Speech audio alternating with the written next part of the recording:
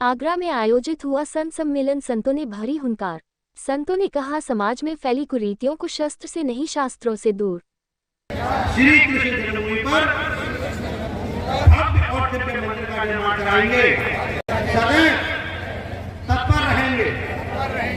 जोर से बोलिए, भारत माता की, भारत माता की, श्री कृष्ण जन्मभूमि की, श्री कृष्ण जन्मभूमि की, आगरा भूमि की जय भारत। बहुत भूमि पर हम मिलकर संकल्प लें कि हम सनातन की रक्षा के लिए हर पल हर क्षण खड़े रहेंगे, संगठित होंगे और अपने जो भी भाई क्षेत्र में काम कर रहे हैं उनका हर और जाऊं। कृष्ण जन्मभूमि की लड़ाई के बाद ये जो ताजमहल है ना, ये शिवालय है, शिव मंदिर है। आपको बता, इसको भी लेंगे और ताजमहल नहीं शिव मंदिर कहलाएगा। ये आवश्यकता है कि इन लोगों के हाथ मजबूत करें। इन लोगों के हाथ मजबूत होंगे, देश मजबूत होगा, सनातन मजबूत होगा, हमारे सब रीति परंपराएं बचेंगे। आज हम यहाँ आए हैं और हम यह सौगंध लेके आए कि हम सनातन की पूजा की जगह, वो शिव भगवान का मंदिर है। तो आप सब संगठित होइए। आज के प्रोग्राम के बारे में आज कहाँ से संत आए हैं, वो सारी बताइए। जय श्री राम। मैं साध्वी ब्रज किशोरी जी श्री राम वृंदावन से, और जन्मभूमि मेरी यही आगरा से हुई। जो कार्यक्रम किया गया है वो योगी यूथ ब्रिगेड धर्म रक्षा ट्रस्ट के तत्वाधान में माननीय अजय तोमर जी के सानिध्य में हो रहा है। और इस ट्रस्ट की मैं भी प्रदेश प्रवक्ता हूँ। और विशेष खुशी की बात तो ये है कि हमारा 4th स्थापना दिवस है ये ट्रस्ट का। 3 जो कार्यक्रम है, हमारे 2 कार्यक्रम आगरा में हुए और इसकी स्थापना श्री मथुरा जन्मभूमि पे हुई है। तो हम लोगों का हर बार प्रयास रहता है कि हम कुछ नया करें, सनातन को जगाने का प्रयास रहेगा।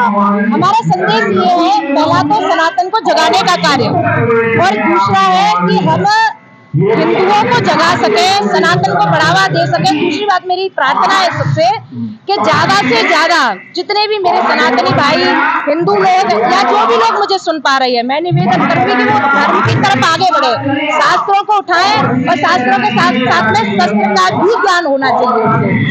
दूसरी बात, वहाँ पे जो दूर दूर से साधु संत लोग पधारे हुए, हरिद्वार, वृंदावन, बनारस, काशी, गोवर्धन से, उन सबका आज नवरात्र का प्रथम दिवस है। तो सबका एक ही संदेश है कि नवरात्रि के पावन पर्व पर नारी शक्ति ज्यादा जागृत हो।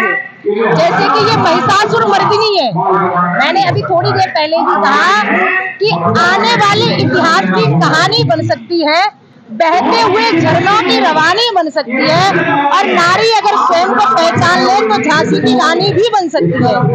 नारी सशक्तिकरण पर आप ज्यादा जोर देना। बिल्कुल बिल्कुल, नारी सशक्तिकरण पर मेरा पूरा प्रयास है, पूरा फोकस है। और खाली मैं नारियों को ही नहीं, मैं समस्त जितने भी मेरे सनातनी हिंदू भाई बहन जो भी मुझे सुन पा रहे हैं, मैं सबसे निवेदन करूंगी, गीता उठा करके ग्रंथ को पढ़े।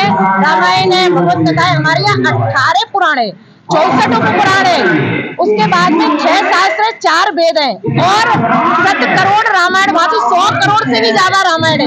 जबकि अन्य धर्मों में देखा जाए तो किसी के पास एक बाइबल है, ठीक है, लेकिन हमारे धर्म में हमें गर्व है कि यहाँ पर हर एक नारी सीता है और हर एक पुरुष राम है। धन्यवाद। जय श्री राम। एक हमारे कार्यक्रम संत सम्मेलन आगरा में चल रहा है योगी यूथ ब्रिगेड के तत्वाधान में, और इस प्रकार संदेश रहेगा। तमाम यहाँ पर लोग एकत्रित हुए हैं, और संत सम्मेलन का मुख्य उद्देश्य क्या है? देखिए, मुख्य उद्देश्य तो क्या है, आज समाज में तमाम तरह की जो विषमताएं आ गई हैं, और ऐसा कहा जाता है कि जब समाज की जब रीढ़ की हड्डी जब दिशाहीन हो जाती है तो संतों को ही राष्ट्र की जो है मार्गदर्शन करने का युगों युगों से प्रयत्न किया है। उसी उद्देश्य से आज ये आपके बीच में संत सम्मेलन किया गया है। इसके माध्यम से जो समाज के अंदर भिन्न भिन्न प्रकार की बुराइयां हो रही हैं उनको कैसे दूर किया जाए और कैसे राष्ट्र में हो रहे आज पूरे विश्व में जिस तरह से जो आज घटनाएं देख रहे हैं आप जगह जगह, आज पूरा विश्व इस समय आतंकित होता जा रहा है। जैसे दुनिया को शस्त्र से नहीं शास्त्र से रोका जा सकता है, दिशा दी जा सकती है। ये कार्य अगर संपूर्ण पूरी दुनिया को जब से लेकर के सृष्टि में मानव जाति के कल्याण के लिए सदा सनातन संस्कृति ने अपना काम किया है। हमने आज यहाँ वृक्षों से लेकर के नदियों की उपासनाएं की। आज हमारे यहाँ नवरात्रि का प्रथम आज जैसे आप देख रहे हैं तो हमने छोटी छोटी अबोध बेटियों की घरों में परिवारों में पूजा की उपासनाएं डाली, लेकिन अन्य विधर्मियों के यहाँ अन्य समाजों के यहाँ ये सारे कार्य नहीं होते हैं। वो धर्म इसलिए दुनिया का सनातन संस्कृति मार्गदर्शक रहा है, इसीलिए विश्व गुरु भारत सदैव अग्रसित रहता है। आज आप देख रहे हैं अशांति की ओर दुनिया इसलिए जा रही है कि उन लोगों को संतों का मार्गदर्शन नहीं मिल रहा, या उन पंथी और कट्टरपंथियों को केवल दिशाहीन कर दिया गया है, जिनकी मानसिकता आज व्यभिचार की ओर बढ़ रही है। छोटे छोटे अबोध बालकों को आप इजराइल के माध्यम से देख रहे हैं। आज इजराइल और हमास में जिस तरह से फिलिस्तीन में युद्ध छिड़ा हुआ है, यूक्रेन में और जो है रसिया में युद्ध छिड़ा हुआ है, जिस तरह से आज गतिविधियां विश्व में आज व्याप्त हैं, अशांति की ओर चल रहे हैं और कई देश युद्ध करने की योजना बना रहे हैं आपस में। इसके कारण ये छिड़े हुए हैं कि आज सब लोग अहम में जी रहे हैं। सब जितनी संपत्ति अपनी राष्ट्र की कमाई जा रही है वो सारी की सारी शस्त्रों पर लगाई जा रही है। इसी को अगर हम शास्त्रों की ओर लगा दें, शिक्षा की ओर लगा दें, तो संसार में हम सारी दुनिया की समस्या का समाधान कर सकते हैं। शास्त्रों के माध्यम से कैसे इन कुरीतियों को दूर कर पाएंगे? देखिए, शास्त्रों में हमारे यहाँ सारी वैदिक रीति दी गई है। हमारे यहाँ बताया गया है 4 वेद से शास्त्र 18 पुराण कठोपनिषद टीका टिप्पणी ऋचा स्मृतियां श्रुतियां आदि ग्रंथों में ये सारी की सारी विषय बताए गए हैं। कैसे जीवन जीना चाहिए, कैसे जीव से प्रेम करता है, कैसे एक दूसरे का, जैसे हम मानस का उदाहरण लेते हैं, परिवार की अगर स्थिति की देखी जाए, कुटुंब प्रबोधन की स्थिति को देखा जाए, तो आज पिता के साथ पुत्र को कैसे व्यवहार करना चाहिए।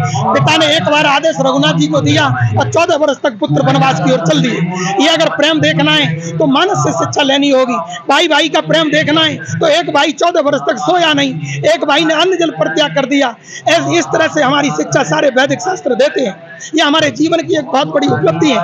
जब तक जन तक रामायण और गीता जी के पाठों को प्रारंभिक प्री चरण में शिक्षा में अनिवार्य नहीं किया जाएगा, तब तक हम पूरी दुनिया को शिक्षा के केंद्र की ओर नहीं ले जा सकते। समाज में जगह जगह आप देखेंगे तो श्रीमद् भागवत कथा हो रही है, शिव महापुराण हो रही है, जगह जगह हो रही है, लेकिन फिर भी समाज में विकृतियां फैल रही है। क्या कारण है? नहीं, ऐसा नहीं है। आप अगर देखेंगे कि जिस तरह पॉपुलेशन समाज की बढ़ रही है, जैसे आज पूरी भारत की अगर जनसंख्या का आकलन किया जाए तो इस समय 1.5 अरब जनसंख्या का प्रतिनिधित्व भारत कर रहा है। आज हम अगर देख लें तो हमारे सभी विद्वान संत महापुरुष, चाहे वो भागवत जी के माध्यम से, सत्संग के माध्यम से, रामायण के माध्यम से सत्य का प्रतिपादन जगह जगह खुले खुले मंचों में कर रहे हैं। अगर ये सारे लोग इस तरह से नहीं करते तो भारत भी आज विधर्मी और कट्टरपंथियों की तरह आज उसमें हानि होना शुरू हो जाती है। जैसे हमारे देश के अंदर बैठे हुए विषैले सर्प जिस तरह से आज आप देख रहे हैं, आज हमास का जो समर्थन कर रहे हैं, ऐसे लोगों को मैं भारत सरकार से निवेदन के साथ कहना चाहता हूं और आज इस विद्युत सम्मेलन के माध्यम से